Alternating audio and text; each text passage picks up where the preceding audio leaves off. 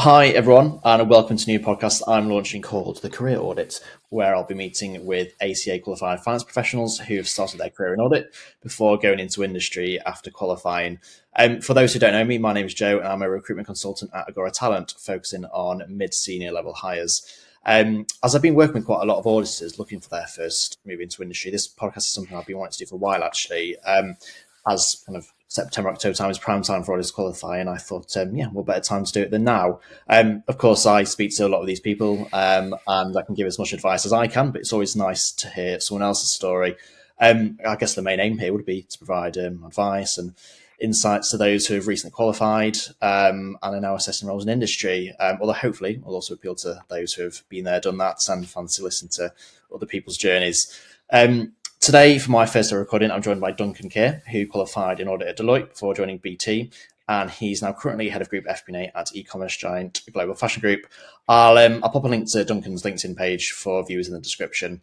Duncan, thanks very much for joining me and being my podcast guinea pig. Doing a podcast is quite a new thing for me. I'm guessing it's the same for you as well.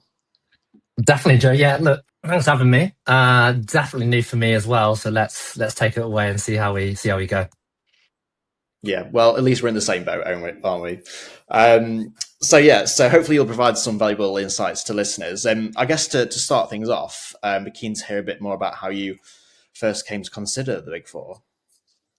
Yeah, so I think when it came down to sort of the Big Four, I was really took by sort of three main things, really. One was the ACA, the qualification it provides, and now sort of later in my career, it's either opened doors or provided that extra qualification that anyone can fall back on. So I was really brought towards the Big Four from that. The other thing, and the second piece, was around training and learning and development. So, and again, moving on, I can see the benefits that the Big Four had for that. So actually, a lot of the development and structured learnings and trainings have been helpful for me, but that was also something that brought me towards Deloitte. And then also thinking about, I joined as a graduate, as an example. Moving into a graduate role where you're joined by a big cohort of people doing the same experiences, going through the exams together, the audit experience together, it broadly felt like an extension of university with that social cohort. So a combination of those things really led me towards applying and fortunate enough to land a role at Deloitte. Yeah. Okay. Was that something that you thought about, like when you were at university? I'm guessing obviously you were applying for the scheme when you were in your final year at uni, for example. Like, did you always kind of know you wanted to do that a few years before, or? Not really. So in my second year of uni, I did an internship in insurance broking at a company called Marsh. And before that, I also did an internship with HSBC as well. And then really, when I was in my final year, all of those things I just mentioned came into my head. And the additional piece as well, to be honest, probably is, they open applications a lot earlier than other companies. So actually I managed to get in there and apply straight away and managed to land a role before a lot of other companies open their process as well. So I wasn't really drawn to it initially. It wasn't like I want to be an accountant, that is my destiny, but it ticks a lot of boxes and gave me the opportunity really before, or at start my final year at university to get a graduate job. Yeah. Okay. And then I guess what kind of initially brought on the move? I mean, don't remember, I speak to so many people who, in a very similar situation, who ultimately think, I want to qualify, complete my ACA, then move into industry. Is that something that you kind of had planned ahead of you entering, or did you maybe think, maybe I could go to manager level, or? Yeah, no, it's a really good question. And, I think as I joined Deloitte, and the Big Four in general, you become conscious of that is the natural evolution or well-trodden path that most people go towards. Everyone has the natural pyramid of a hierarchy, and obviously all of the analysts and graduate cohorts can't all progress. There's just not enough room. So, and obviously there's a piece around the work as well, which is why people tend to go into industry. But for me, that wasn't really when I joined Deloitte, I wasn't hell bent on 3 years qualified and I'm out of there. It definitely wasn't that. I think obviously I was conscious of it, but as I became qualified and thought about what I wanted to do in my career, and you asked a question about manager level, I think for me, what I came to the realization was that if I did go to manager or senior manager director, that narrows my pathway in terms of what I want to do. I thought also it may be harder at those intervals when you go to a manager to move into industry at those levels. You don't get the same grace period as you do as a newly qualified to learn and develop and train. You are sort of expected to hit the ground running a little bit more if you were to move over. So I sort of had the view as, I didn't really want to carry on because I thought I'd pigeonhole myself a little bit too much if I went towards manager and carried on that route, was my thinking anyway. Yeah. I mean, I've come across similar situations like that from speaking with candidates who do get to manager level, and I mean, it goes without saying it's by no means impossible, but I think I guess the higher up you go, as you say, they feel a little bit more pigeonholed and struggle to make that step into industry. Yeah, and you could, I guess at that level as well, like if you wanted to get into industry, you might have to maybe take a step down or so to get on that same level. It's I think it would be harder to move at a manager level and get the same level of experience as a more newly qualified. Yeah, that's the thing. I think also like from a salary point of view as well. It's like a lot of people will, unless you're kind of like definitely more senior. I think a lot of people will, whether you're assistant manager, associate, whatever the different job titles may be, versus if you're a manager. I think a lot of the time, no matter what level you're at, you're always going to move for roughly the same salary. In my experience, when you move into industry, so I think again it almost becomes like a golden handshake sort of thing where you want to make the move into industry. And don't get me wrong, like the salaries can be quite competitive compared to what it's specifically in terms of like bonuses, but then you kind of so you're kind of like handcuffed by that sort of thing. I can understand why people do have that problem, that the higher up. On that note, then, so because obviously you went down the FP&A commercial finance route, going into BT, and obviously since the Global Fashion Group. So, is that an area that you always thought you wanted to go into? Because I think from my experience speaking to a lot of candidates, that they do tend to be the most popular roles because they're the more kind of the value add sort of thing, more forward thinking. Like, was that what you were aiming for? Did it just happen?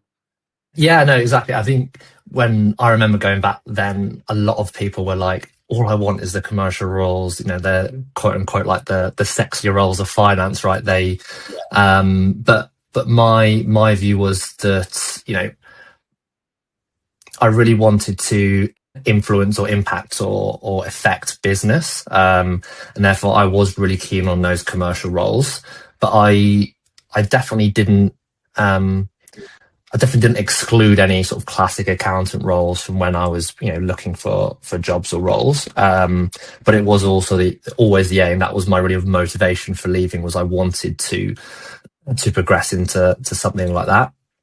And I didn't leave, straight away after 3 years, first day and take the first job. It took me about a year or so to find it. But that was what I wanted to do. So I waited for that role, and we can touch on it a bit later, but I really I made the effort to make sure I gave myself the best chance in landing one of those roles. Yeah. Okay. I had a similar situation with someone who qualified back in, I think it was this time last year actually. When we first had a chat, he was like, it's got to be FP&A, it's got to be commercial finance for me, and then and we had a few conversations about jobs that weren't quite right for him, and then a role came along that was by no means like a very incredibly technical role. It's kind of like a well-rounded role, but it's still kind of getting involved in terms of the statutory accounting side, audit liaison, etc. And because of the business profile and everything, that particular person thought, even though I've been looking for FP&A and commercial, that's, this role would be amazing from a progression point of view. And I ended up placing him in the role. So I guess it's a case in hand that, I always encourage people to be quite open-minded about that. I think that realistically, I almost see it as like a bit of a supply and demand thing. So, like say, a lot of those people are looking for those, as you say, the sexy roles in finance. And then, but also, I think I always find that hiring managers tend in FP&A commercial tend to be a little bit more resistant to take on someone from audit. Because I guess I typically see that those sorts of people will be more suited to like financial accounting, management accounting, for example. On that note, like how did when you were in an interview situation for the role you got at BT, for example, like how were you like translating your audit experience into a more forward-looking role like FP&A? Yeah, so I think when it comes to looking at those sort of commercial views, and sorry, just to come back to your point, actually, I think, the first role or first move, I don't think defines your career.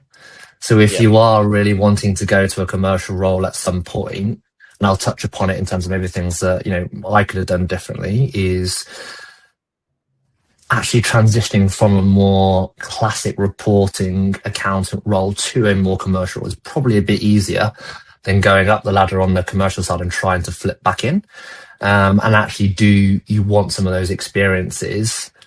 Yes, potentially. And like you said, this candidate in question, he might have been into a big company with a lot of opportunities potentially after sort of 12, 18 months where he could move into, and that provides him. So yeah, I would say to anyone, your first role shouldn't define your career.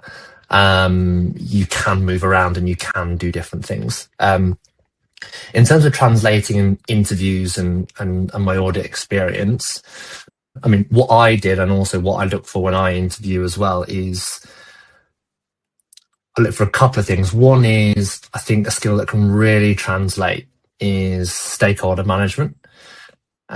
Being in audit, dealing with easy clients, tricky clients, really provides you with the ability to be super malleable in the way that you interact, and you're allowed to extract or deal with people in different situations. And that's the same in industry. You deal with easy and difficult people, but you have to adapt. And I think being in audit provides you with those skills that you wouldn't get elsewhere if you went straight into industry. So that's one that I really look for. You have to have, I think, some of the technical side as well. You have to understand some finance and accounting, but everyone does that. So that's also really, really good. And then also, I think the last thing as well is, everyone complains about in audit the long hours, the busy seasons, but it does teach you some valuable lessons around, committing to a goal, achieving to a deadline, working together as a team, all of which as well, I think really apply and look good in interviews when you can demonstrate those capabilities and demonstrate that you are committed to that manager, that team, to delivering exactly what you set out. And look, you're not going to have all the experience that is needed to hit the ground running on day one for a specific industry role. And I would acknowledge that as well in an interview. But you have a lot of skills that can really help you, develop, learn and train really super quickly. And that's something that I actually look at when I'm recruiting is, does someone have all the experience? Maybe not, but if they have the right commitment, attitudes, switched on, has some broad technical knowledge, then I know and I have the faith that they are going to get up to speed fairly quickly. So yeah. Okay, I was actually going to ask about what things that did you kind of get any assurances from BT, for example, during the interview process about bridging that gap? I'm guessing that was quite when you were asking questions at the end of the interview, as the classic case goes, I'm guessing that they were questions that you really want to know for your own benefit as well. Were you given some decent assurances about bridging that gap? Yeah, you do obviously get the assurances there because it is a bit of a transition. But what I would say for candidates and coming from Big Four is the training and development is a lot less structured in industry. So Deloitte and Big Four, every couple of months you had like blocks of training in your diary that you all went to. You learn and develop different skill sets. And looking back, that was really incredible compared to what you get in industry, where you do have to go out and try and do some stuff yourself. You do obviously get a bedding in period. You get introduced to systems and processes and how things are done, which takes time. But you also get thrown in a little bit, right? I can remember at BT, I moved into sort of a commercial finance role where I was looking at BT Sport and TV, how they were trading week on week, but I was also doing some business casing on the side. And my manager, effectively at the time almost threw me into doing a business case pretty quickly, presenting it to my marketing colleagues who I was business partnering. And I remember I think I picked up some of the wrong unit economics. I was modeling the base of customer incorrectly, presented it, and pretty flumped and failed. And actually, on reflection, my manager threw me in there, and afterwards he guided me on how to fix it and how to do it. But he didn't micromanage me; he left me to do it. And looking back now, that experience has taught me a lot. It made me learn a lot quicker, and I actually try to take it as a learning and embrace it. And therefore, whilst in theory it would be lovely to have 4-6 weeks of onboarding and training in industry, you're probably not going to get that, number one. But also number two, when you do get thrown in and take opportunities and get stuck in, that is a massive benefit, I think, because you can learn so much quicker. So you can definitely get assurances about onboarding and stuff like that. But what I would say is, even if you don't, please don't feel put off by it, because take every opportunity you can, and you can learn from anything. So I thought that was just quite a sort of a neat example of, actually, yes, I had some assurances, but at the same time I was thrown into stuff which does happen in industry, but you will come out the other side with more learning and development. Okay, and then so has that kind of has that experience fed into like what you do now as a hiring manager, bringing on people? I mean, have you hired people straight from audit, either at BT or Global Fashion? Yeah, we have. Yeah. And again, I look for some of those similar qualities, right? We've brought on people from who've done audit and TS, straight audit. And that's what I really look for. They're not going to have the experience of FP&A, but they have the commitment. They're we test whether they're sort of broadly switched on or not. And whether they've got that sort of team ethic, especially for our team that we look for. And then I'm sure that, it will take a period of time for them to get up to speed. We don't have huge expectations for them in the first 3 months to find us, 5 million worth of savings or opportunities in our business. But we know that they'll get up to speed, and we know that, we're hiring them for their thought, their analysis, and their brains and the way that they work.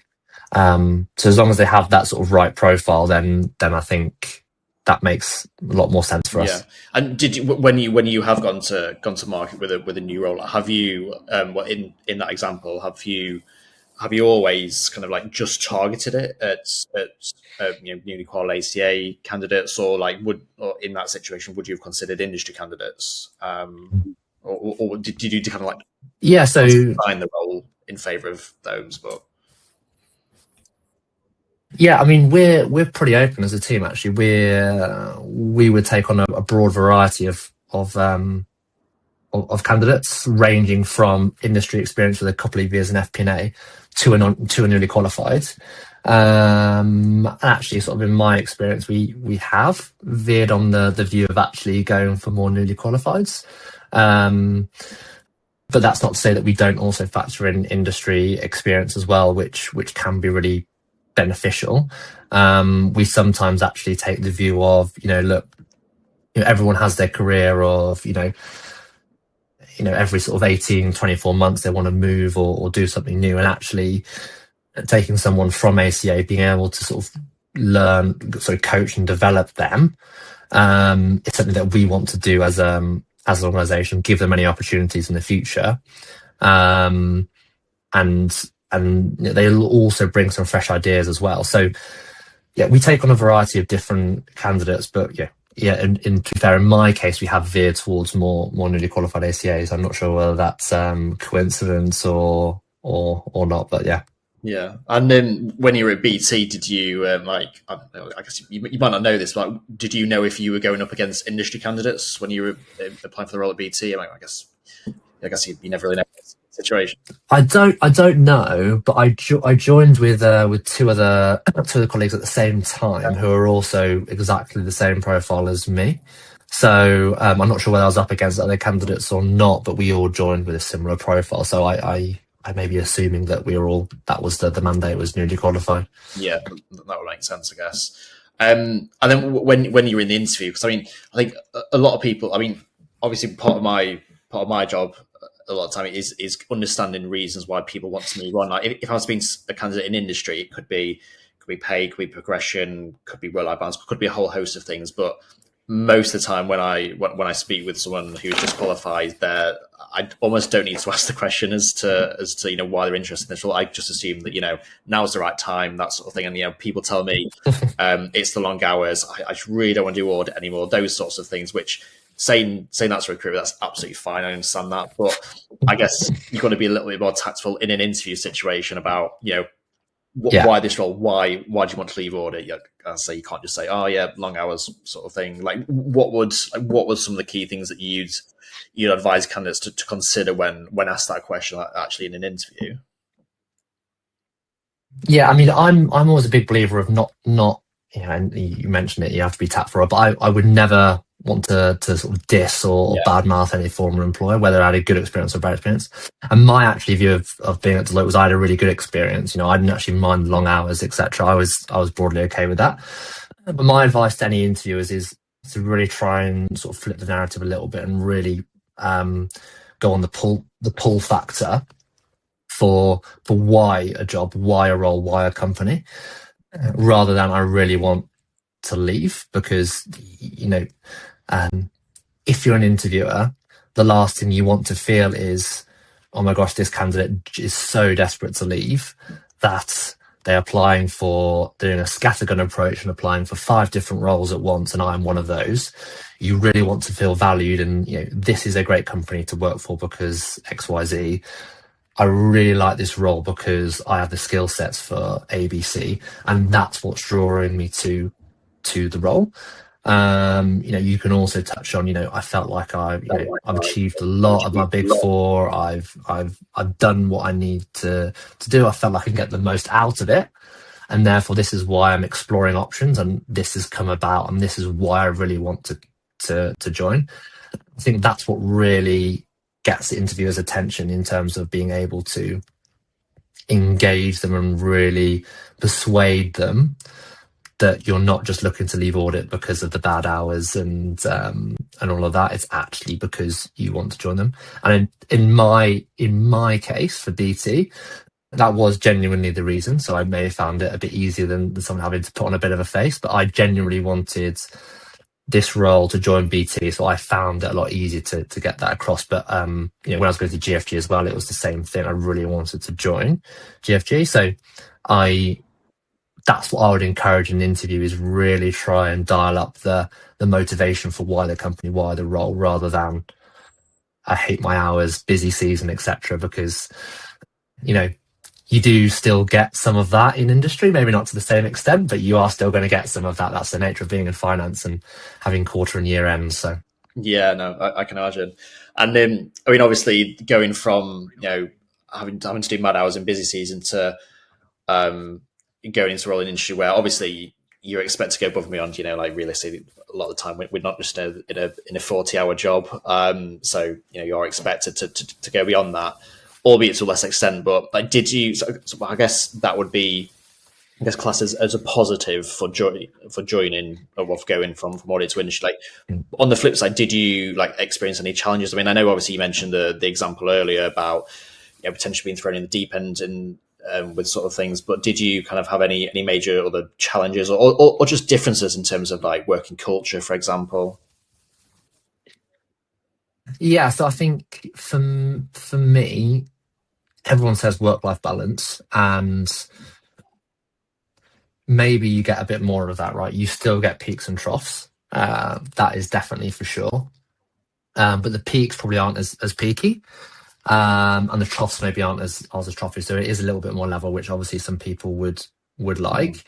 But as you said, if you do want to progress, you still need to be committed to the role and deliverables, right? So like you said, you don't really want to tread water. You still want to prove yourself and work hard.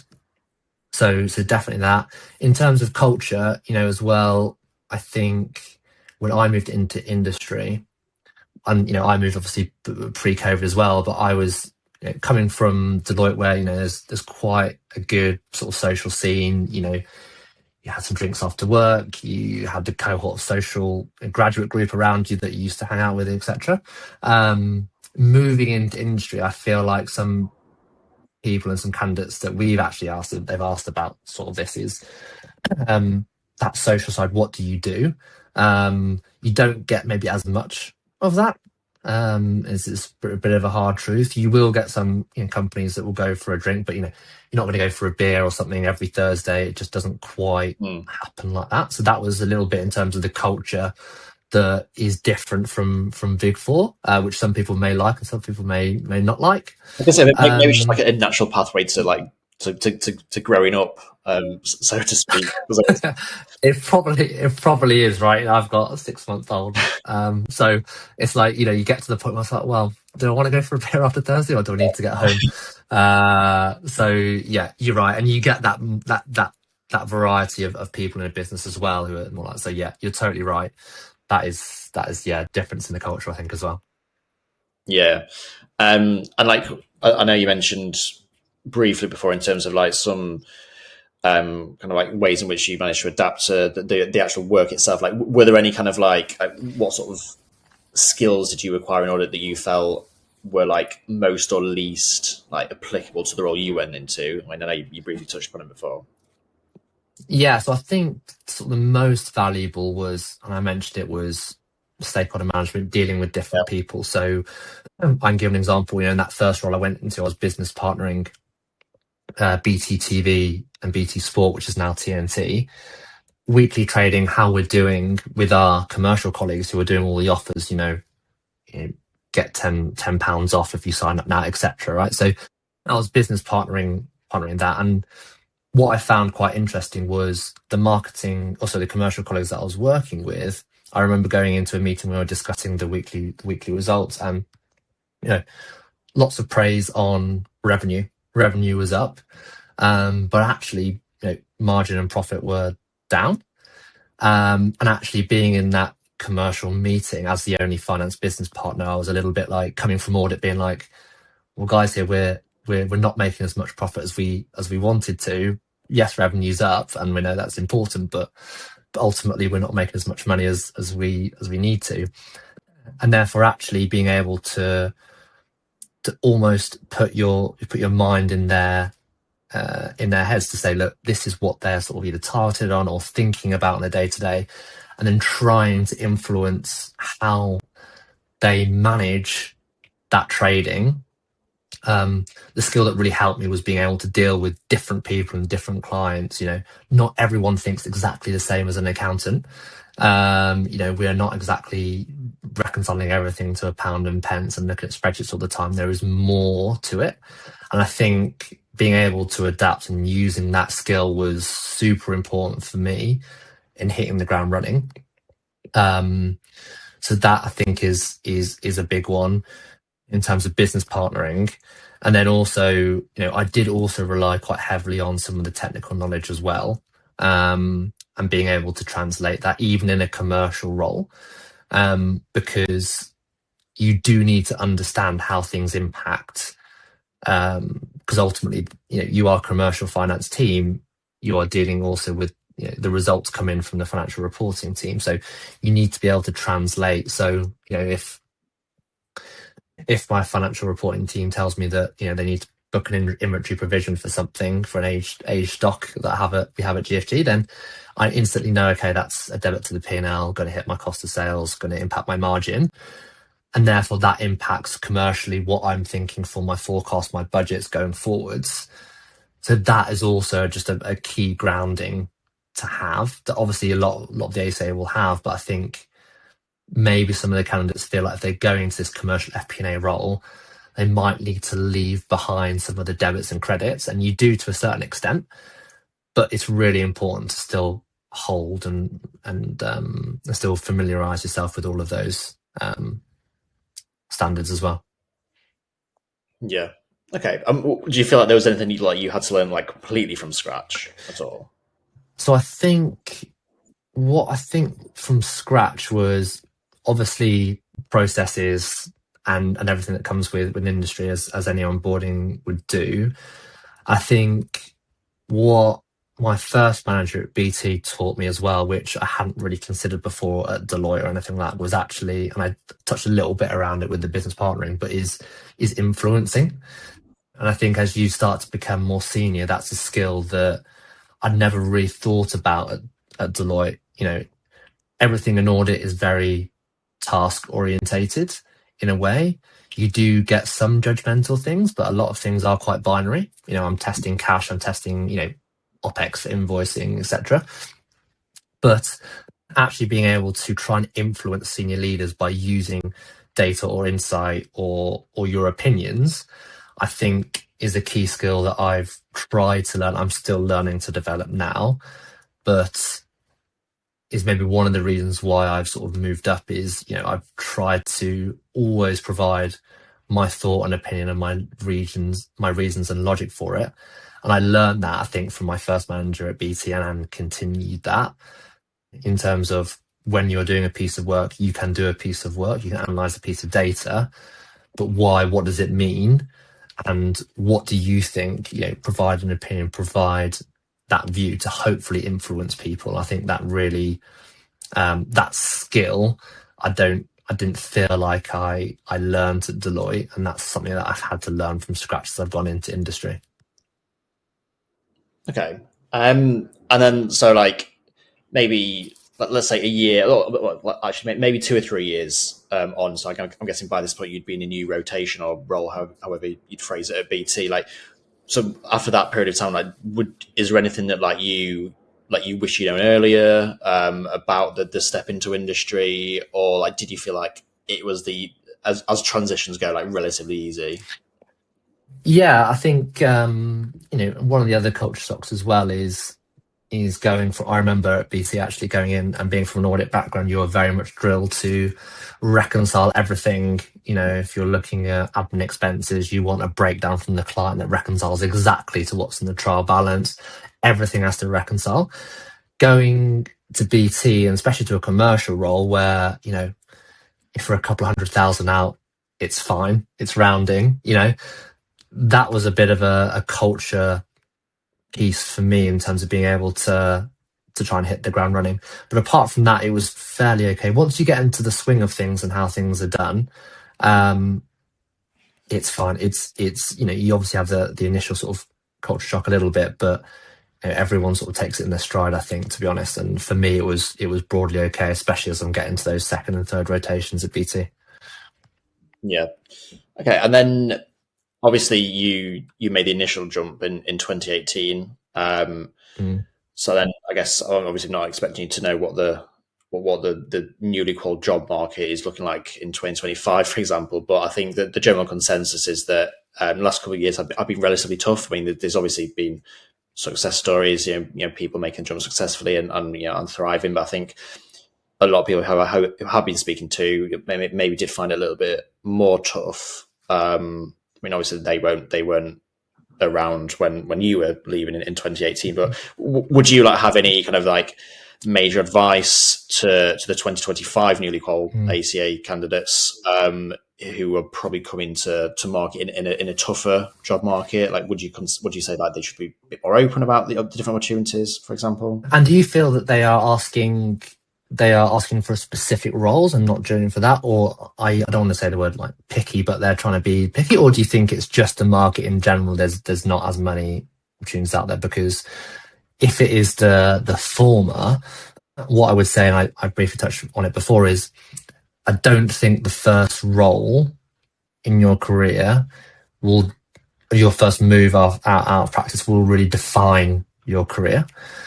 If you were, I only want a commercial role, I'm not going to leave until the right role, I would really encourage people to be open to those classic accountant reporting roles, because obviously you can move on afterwards. But also, if I take a look at myself, right, I've done commercial finance, I've done some strategic finance, investment appraisals, moved into FP&A.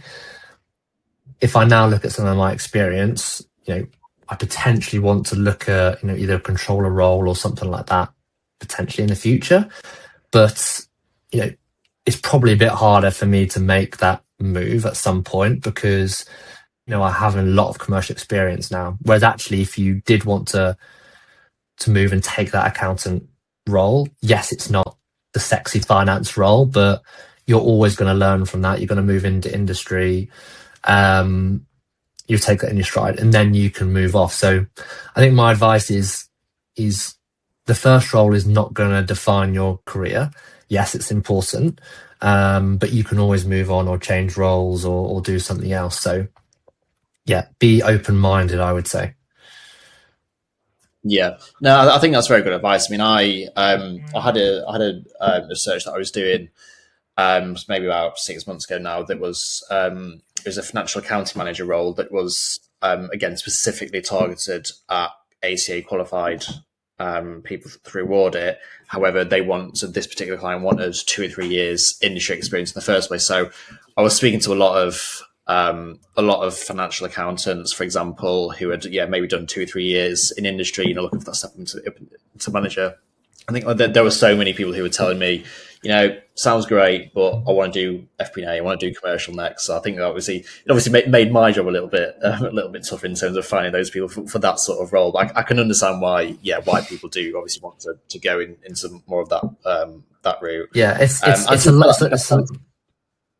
I was just going to say, like, that's all right. The candidates I was speaking to, like, they were getting interviews for FP&A and commercial. So I guess it goes hand with what you were saying, but it's the first role doesn't define you. The first role doesn't define you, and it's a long career. You've got a long. It feels very.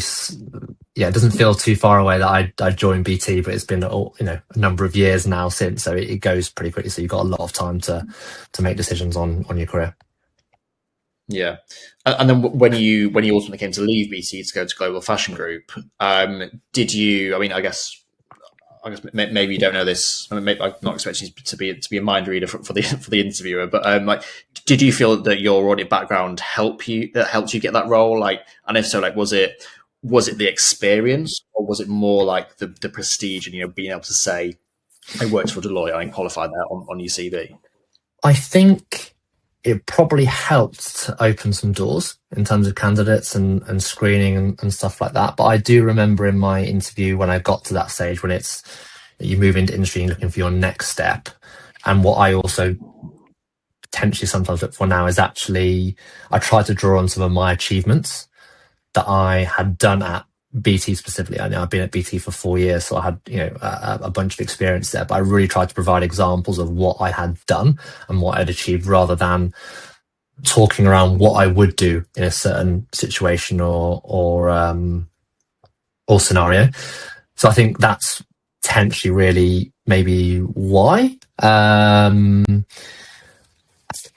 know now that in that interview for GFG, I think I was sort of against someone who was a lot more experienced than me, but they wanted to go with someone I think maybe had sort of a bit more sort of energy, or could bring some sort of fresh ideas or something like that as well. So that's why I also said with when I'm recruiting as well, is even if I'm picked to get someone with industry experience, the ACA does hold a lot of value in terms of the caliber of candidate, but also fresh ideas, the way that they think, the way that they work, I think also brings value, which maybe inherently gave me some sort of advantage in that as well. But I wouldn't know fully, unfortunately.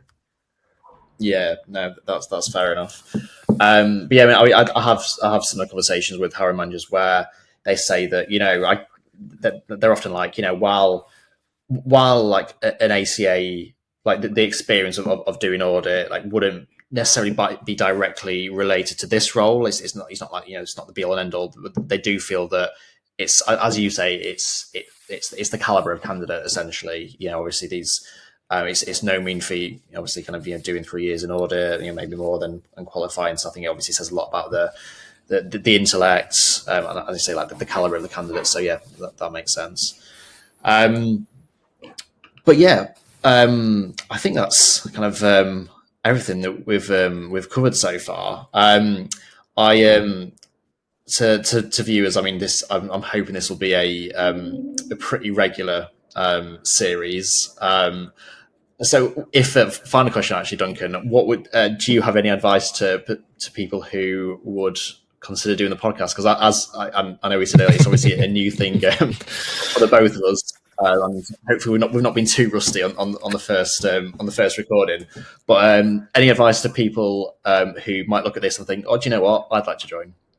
Yeah, Jay, thanks for sort of getting in touch. I mean, I'm always of the view, like, put yourself out there, try and either take an opportunity or get yourself outside your comfort zone.